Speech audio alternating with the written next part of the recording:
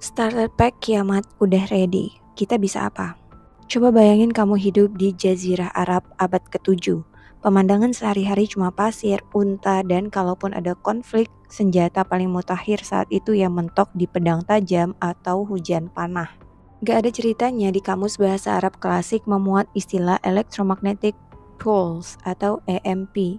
Gak ada kata mesiu, hulu ledak nuklir, drone bertenaga AI, apalagi senjata biologis.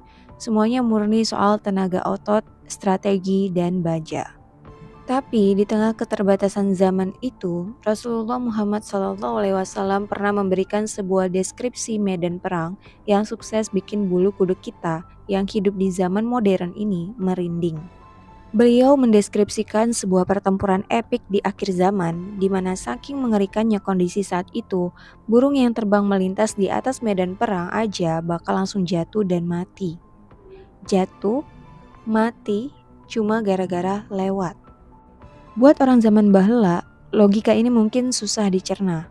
Hah? Panah mana yang bisa nembak burung di awan secara massal tanpa meleset? Tapi buat kita, orang-orang yang hidup di era cyber warfare, kita tahu persis ini bukan fiksi sains, efek radiasi nuklir, gelombang frekuensi terarah, atau patogen mematikan dari senjata biologis. Semua hal itu sangat-sangat logis untuk bikin burung rontok dari langit. Lalu pertanyaannya, dari mana seorang nabi di abad ke-7 bisa seakurat itu mendeskripsikan efek peperangan modern? Jawabannya simple, dan Al-Quran udah ngunci pertanyaan ini dari jauh-jauh hari di surat An-Najm ayat 3 dan 4. Dan tiadalah yang diucapkannya itu Al-Quran menurut kemauan hawa nafsunya. Ucapannya itu tiada lain hanyalah wahyu yang diwahyukan kepadanya.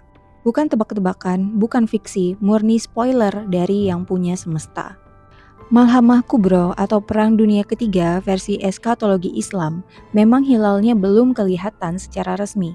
Tapi jujur aja, kita sekarang hidup di era di mana starter pack kiamat itu udah tersedia lengkap di etalase peradaban.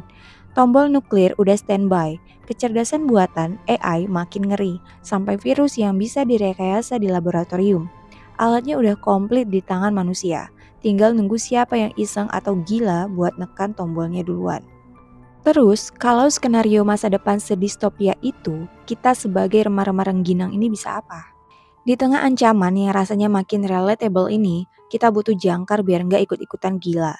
Belasan abad yang lalu, Rasulullah nggak cuma ngasih peringatan, tapi juga udah ninggalin survival kit paling mumpuni buat umatnya. Beliau bersabda, "Aku tinggalkan untuk kalian dua perkara. Kalian tidak akan tersesat selama berpegang pada keduanya. Kitab